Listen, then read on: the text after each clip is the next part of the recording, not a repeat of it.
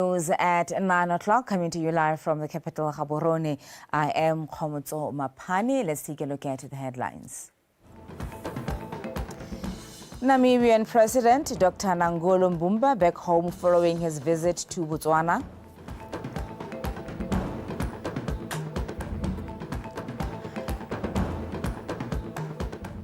Botswana remembers a true friend in Dr. Hage Geingob.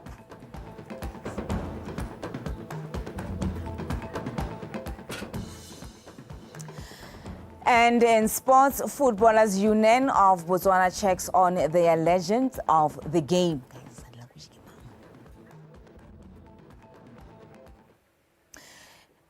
Good evening. Namibian President Dr. Nangolo Mbumba has departed home following a one-day working visit to Botswana to pay a courtesy call on the President Dr. Mokgweetsi Masisi and attend the memorial service of the late President Dr. Hage Geingob. Dr. Mbumba led the Namibian delegation to the memorial service this morning, where Botswana and Namibia relations were refreshed in honor and memory of the late president. At the memorial service, the two presidents were recommitted to strengthening relations of the two countries for the betterment of their citizenry. Dr. Geingob died in February and was buried 3 weeks ago in Windhoek, and President Dr. Mokgweetsi Masisi was also in attendance. Botswana hosted a memorial service in honor of the late former president of Namibia, Dr. Hage Geingob, this morning, paying tribute to a friend of Botswana who passed away last month. President Dr. Mokgweetsi Masisi spoke highly of Botswana's contribution to providing refuge to various freedom fighters and how this strengthened her multilateral relations. President Masisi cited Botswana's values of hospitality and botho, enshrined in her identity, and how these principles were integral to the country, providing refuge to the likes of the former statesman Dr. Hage Geingob. Usidile Onkabisi reports. Namibia's former statesman Dr. Hage Geingob was laid to rest last month, but his lasting legacy will not be forgotten by Botswana. She and the land of the brave, Namibia, share strong historical linkages which will enduringly stand the test of time. Being hospitable, therefore, is deeply rooted in our culture and traditions. To a very large extent, botho is ingrained in every fiber of our societal identities and relations, owing to the culture of botho and the ethic of care for humanity and freedom.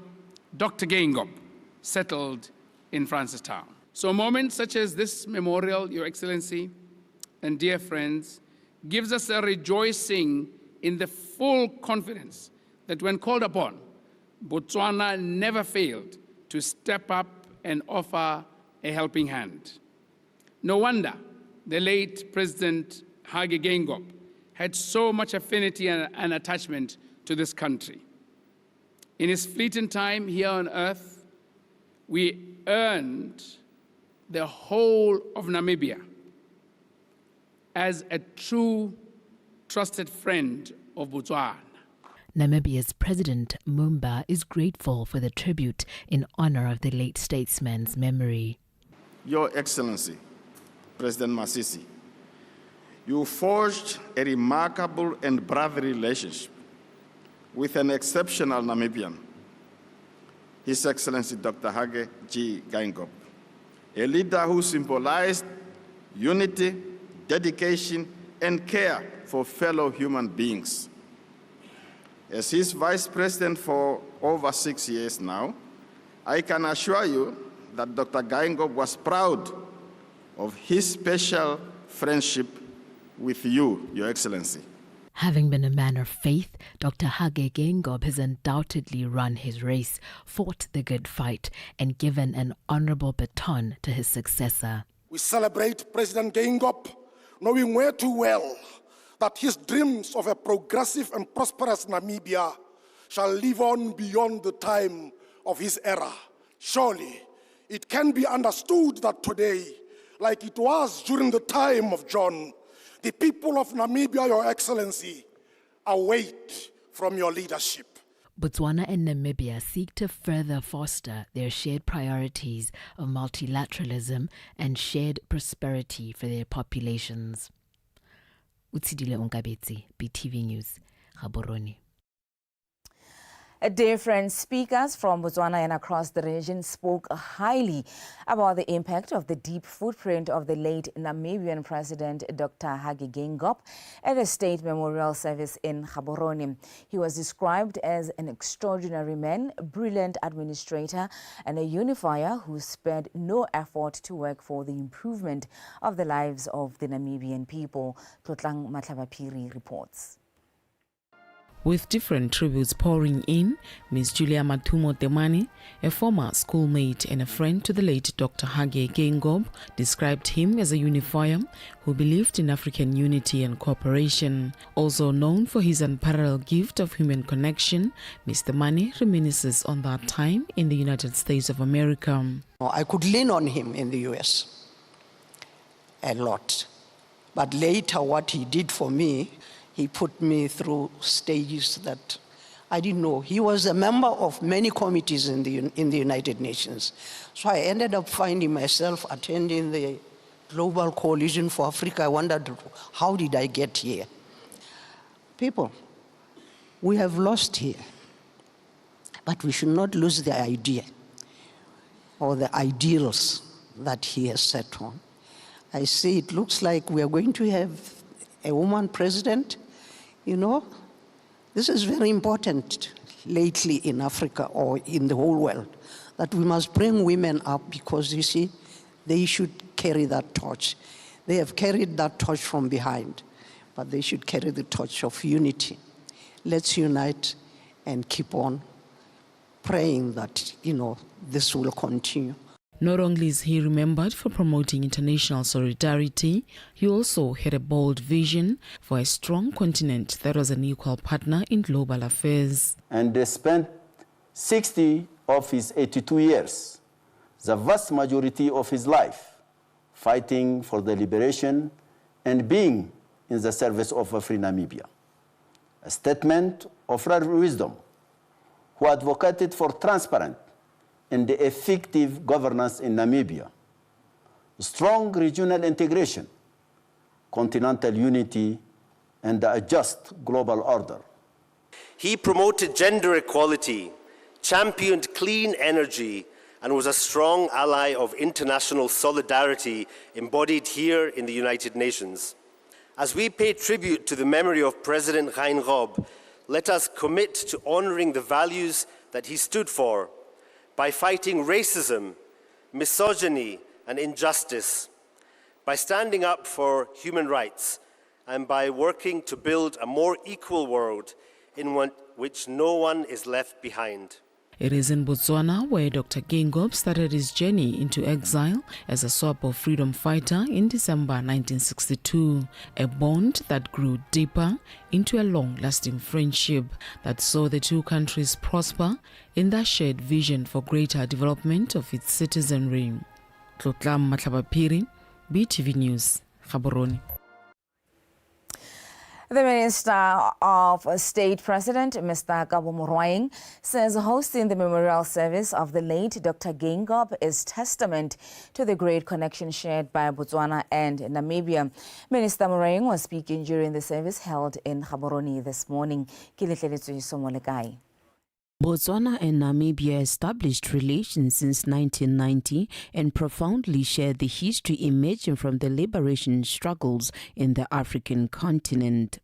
Botswana played a role in giving refuge to prominent leaders in the region, including the late Hage Geingob, a tie that continues despite any challenge between two countries. Botswana paying tribute to the fallen icon is said to be the testament to the true spirit of brotherhood that continues to reign between Botswana and Namibia. For us in Botswana, today's memorial service marks the celebration of a relationship that subsists between our country and Namibia, a connection that the late President Dr. Hage Geingob cherished dearly and guarded jealously, ensuring that every turn that it grew from strength to strength. the remnants of the victims of genocide in Namibia found refuge in our country. And their descendants are to this day an integral part of the fabric of our nation. Ladies and gentlemen, geography, history, and culture have decreed, or dare I say, condemned our two countries to be neighbors, for better or for worse.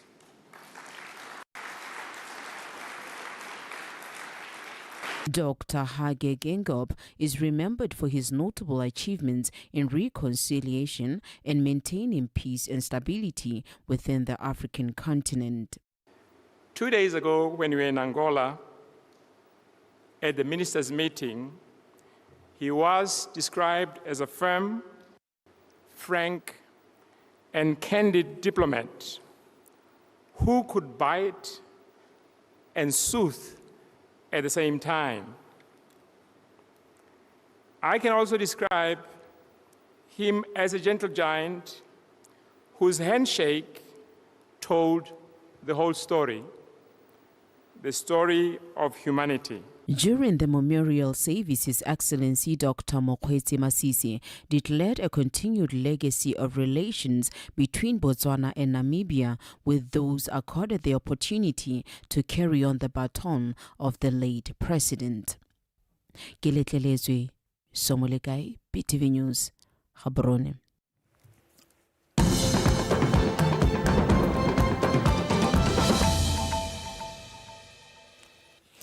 In other news, the Minister of Defense and Security, Mr. Kagiso Musi, says Botswana is committed to international security standards and commits to domesticate laws and policies on peace and security. Mr. Musi said this at the ongoing regional workshop on the effective implementation of Biological Weapons Convention in Southern Africa. The meeting aims to enhance collective efforts to prevent the use of biological weapons and promote biosecurity in the African continent. This regional workshop that began yesterday in Gaborone was to reaffirm this nation's commitment in the region for the peaceful use of biological weapons to ensure peace and security. I'm delighted to host this important gathering aimed at enhancing our collective efforts to prevent the use of biological weapons and promote biosafety and biosecurity on the African continent.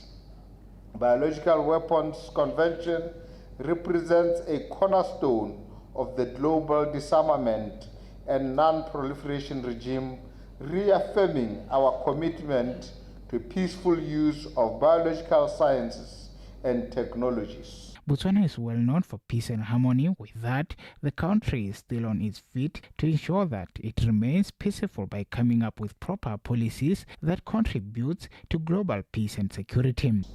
Since it entered into force in 1975, it has been committed to the prohibition and elimination of the entire categories of weapons of mass destruction.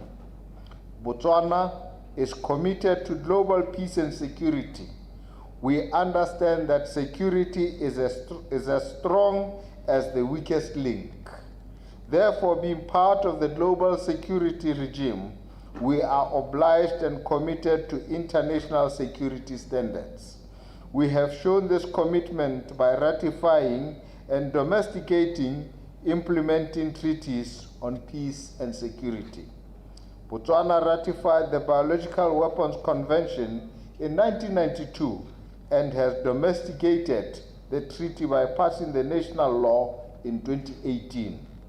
The Biological and Toxin Weapons Prohibition Act 2018, it is with great pleasure to say Botswana has since been consistent in the national implementation of the convention. Minister Musi further said that workshops such as this provide a proper platform to foster collaborations among nations. BTV News. Gaborone.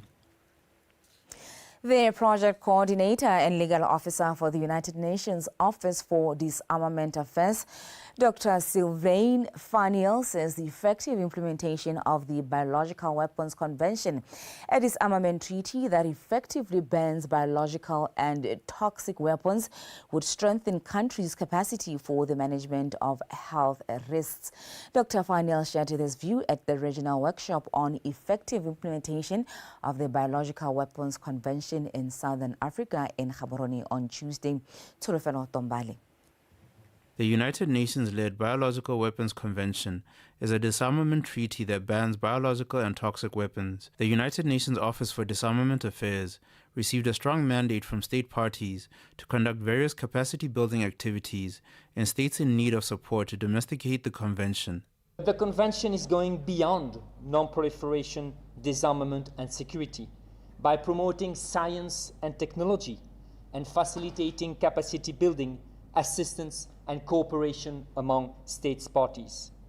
This overall contributes to states strengthening their capacities for early warning, risk reduction and management of health risk. The COVID-19 pandemic and the rapid spread of other infectious diseases has demonstrated that biological threats know no borders and can upend lives and livelihoods around the world. The threat from biological weapons would be far worse, and no effort should be spared to minimize this risk. It is therefore exciting to see all of you here today engaging in the conversation, because mitigating biological threats is a long-term effort, and it will take all of us working together to eliminate the threat of biological weapons. It was emphasized that this capacity building could help countries in achieving the Sustainable Development Goals. Its effective implementation does strengthen states' capacities for early warning, risk reduction and management of health risks.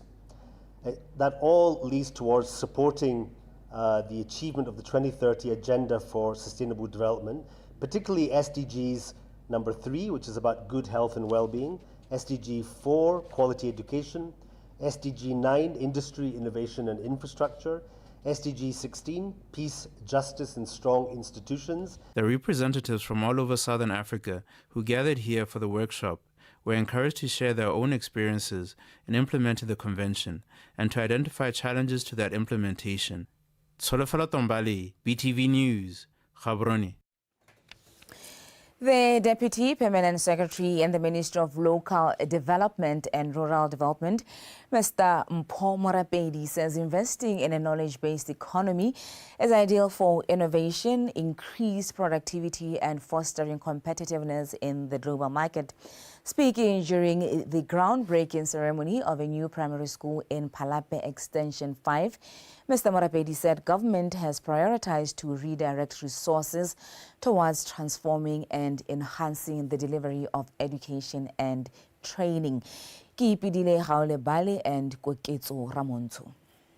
The government has made a commitment to provide conducive working environment for both teachers and students through reducing class sizes and providing accommodation to teaching staff.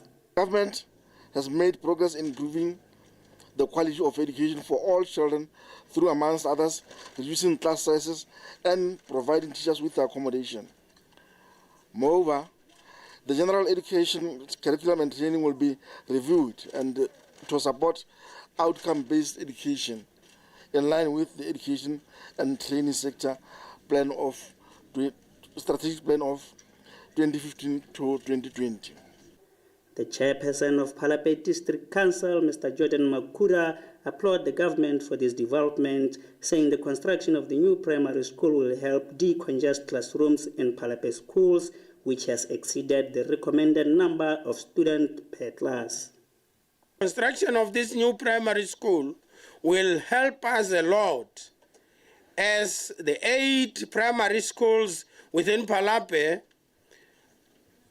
are oversubscribed, resulting with people having to study outside under the trees despite unfavorable weather conditions. Trust Engineer and Construction Company, which has been awarded the tender to build the school at the tune of 50 million pula, has promised to carry out the project within time and budget.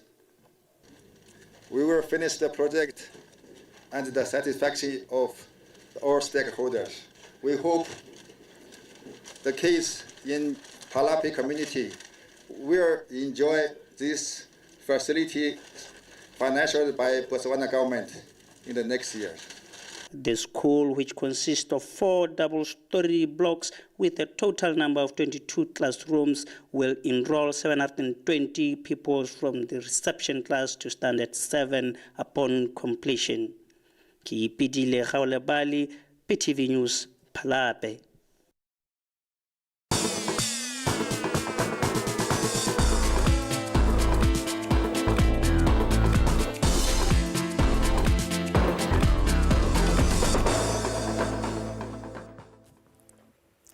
It is time for sports with Liza Oseking. Liza? Hi, Dumela Khomoso. How are you, ma'am? I'm very well. How are you? I'm well. Emma. Please proceed, ma'am. Thank you so much. Khomoso Mapani, good evening. My name is Liza Oseking with your World of Sport. And in our first story this evening, Footballers Union of Botswana hosted a meet and greet session for legends of the game, which included former coaches, administrators, and former players in Gaborone on Friday. Some of the legends who were present at the meet and greet included former Zebras coach Stanley Sosane, who took the Zebras to their maiden and so far the only AFCON appearance, as well as Sexton Koa, who is the founding member of União Flamingo de Sportos, coach and former administrator. Also present was Lamet Ladinyani, who was forced into early retirement by a nagging injury, as well as former Gaborone United chairperson Chipa Matwani and former player Tiza Sekapani. FUB donated 10,000 pula to each of the trio of Koa, Sekapani and Tladinyani, with all kasi topping up with T-shirts and a ship for each from Stan Tosani. Re lemoga go na le pharologanyo mo lehatsheng la rona tota mo lephateng la batshameki ba e leng gore o ka re ba na le bothata either go ka go tshimologong ne re bona ba batela batho ditlabo hela yalo ba thusa le batho ba e leng gore gongwe mo botshelong ba amega ka nngwe tsela ke so se e le gore tota ne se shota tshotego ya batho ba kileng ba tshameka bolo e le ko godimo mme re bona nako nngwe le nngwe ga o utlwa gote go nna le sengwe sa FUB o ithela e le go tokagadiwa. I've coached for 47 years. I've never gotten any amount from coaching. I was supposed to have got money when I went to Joanne. Unfortunately, my health failed me. You know, touches me. Some people can be very appreciative. Gore ke tlogele bo ke ne ka go bala ke le bo extension kana sendar samgale green lava se ko lobatse ke ne ka wa meka ska ka wa sentle nke re tseng ke wele ka tlhogo ya no go spatela ba re ke gore go mo go dira ga tseng go mo le gore a o ka ga tlhogo fola ka gore no ga fetile matsogo le maoto ya no tota go tlogela bolo ga mine se gore The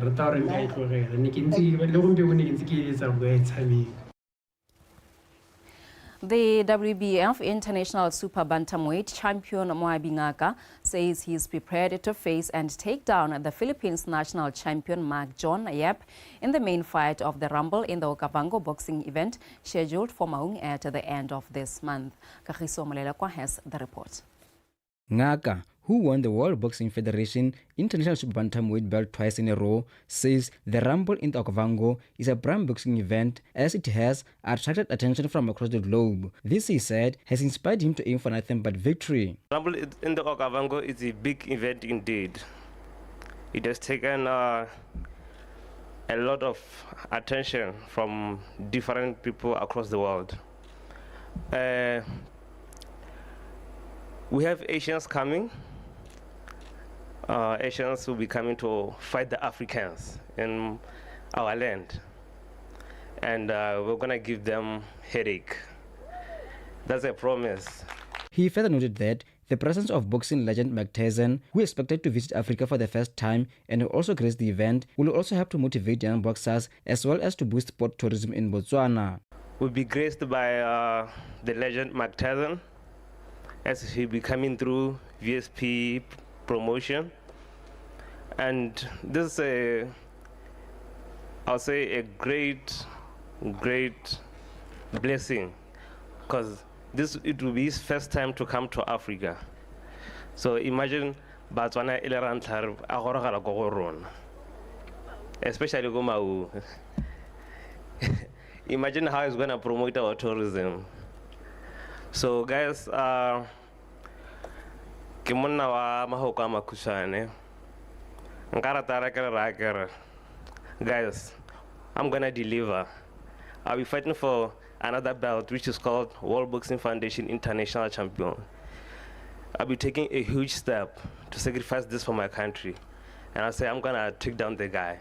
For their prey, the African Tourism Board said they found it fit to support the event as it goes in line with helping and promoting African tourism. In line with what our government and the president of this country says about the mindset change, I would like to urge everyone else in this room listening to this today that let us all come together and support this great initiative. A lot of people might ask, how can I benefit from sports tourism? How can I benefit from all of these things? You know, when we have people in the place that are coming to watch this, it means your vendors are getting recognized, they're getting something. Your hotels, your guest houses, your restaurants, your pubs, all of that is getting revenue, is getting income. So it's very, very important to have such happening in Botswana. I would like to urge the country as a large and urge the team organizing this to say, let us make Botswana the home of boxing. Tonight among us we have Mike Tyson, and I would like to honor you, sir, for honoring our country and visiting us here. And I would like to say, let us make Botswana the biggest mice industry in the tourism sector. The Rumble in the Okavango boxing event will be graced by boxers from Zambia, Zimbabwe, Namibia, South Africa, China and Philippines, among others. The main fight of the night will feature local boxer Mwabingaka as well as Mark John Yep of Philippines in the World Boxing Foundation international title. Rumble in the Okavango will be held at the Mountain Sports Complex on the 30th of March. Kariso Murelekwa, PTV Sport, Gaborone. And finally, Botswana's Adrian Robinson secured his second bronze medal at the ongoing Africa Games in Accra, Ghana. Robinson secured the bronze medal yesterday after finishing third in the finals of the 50-meter breaststroke in a time of 28.28 seconds. Siod Jawad from Algeria scooped gold in a time of 27.98 seconds, while El Kamash Youssef from Egypt finished second in a time of 28.27 seconds. Adrian Robinson won his first bronze on Monday after finishing third in the 100-meter breaststroke final. We arrived in Ghana on the 6th of March, and we started our competitions on the 9th of March and ending today on the 13th. I would say we were received very well here. The people are so humble and they're so peaceful and loving. Also the pool, the aquatic center is of world class. And we came with a team of 4 swimmers made up of 2 girls and 2 boys. And we had about 15 entries, and out of the 15 we've managed to record our personal best times individually, and we also had a 4x100 mixed relay, which also we managed to make it to the finals. And also we had a couple of finals throughout the entries that we had. And then I would say the competition is pretty tough, but we've managed to have about 2 bronze medals from Adrian Robinson, being 50-meter breaststroke and 100-meter breaststroke. I would say the performance is really commendable for us to be swimming against the African giants in the likes of Egypt, South Africa, Algeria, Zimbabwe, and others.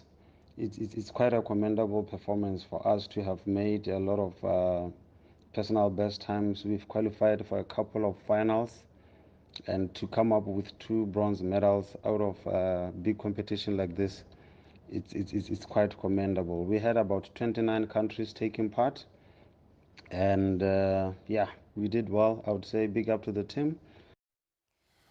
Well, and that is it for sport this evening. Khomoso Mapani is standing by to give us a reminder of our top stories. Thank you so much, Eliza. Congratulations are in order for Adrian Robinson for the bronze medal from Accra, Ghana. His second, actually, yeah, his second bronze medal.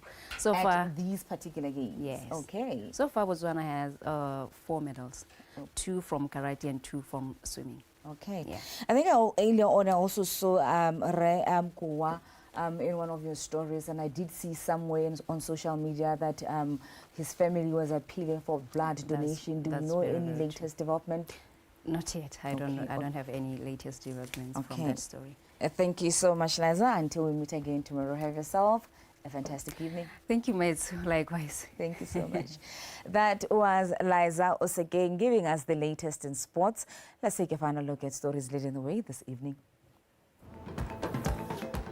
Namibian President Dr. Nangolo Mbumba back home following his visit to Botswana.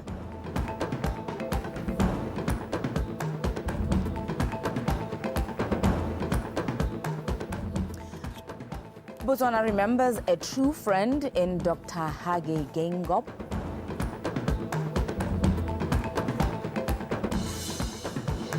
And in sports, Footballers Union of Botswana meet and greet their legends of the game. That's all we had for our news bulletin this evening. BTV News Ikanyarona hashtag BW Mindset Change. Interpreting in sign language was Amantle Babili. Up next is the weather update.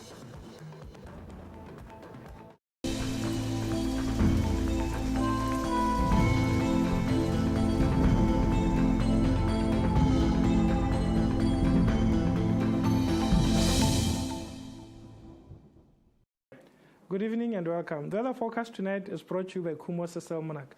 This evening, clouds are visible over most areas of our country. Tropical cyclone Filippo is still active, with heavy falls reported over some areas of Eswatini and Mozambique. The tropical cyclone is expected to move towards the Indian Ocean.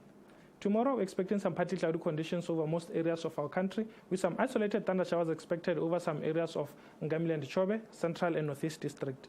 In the morning, we're expecting some warm temperatures over Northeast District. Over the remaining areas, we're expecting some hot temperatures. In the afternoon, we're expecting very hot temperatures over some areas of Khansi, Kgalagadi, Southern Southeast, Gauteng and Kwenen District, with maximums ranging between 36 to 30 degrees Celsius. Over the remaining areas, we're expecting some extremely hot afternoon temperatures with maximums ranging between 39 to 40 degrees Celsius. The public is advised to take necessary precautions. Now, looking at some cities in Africa, we're expecting some thunder showers over Luanda and Dar es Salaam. Partly cloudy conditions are expected at Antananarivo and Port Elizabeth. We're expecting some thunder showers at Monrovia, with partly cloudy conditions expected at N'Djamena and Addis Ababa. Clear skies are expected to be visible over Khartoum and Cairo. That's the weather forecast. Have yourself a good evening.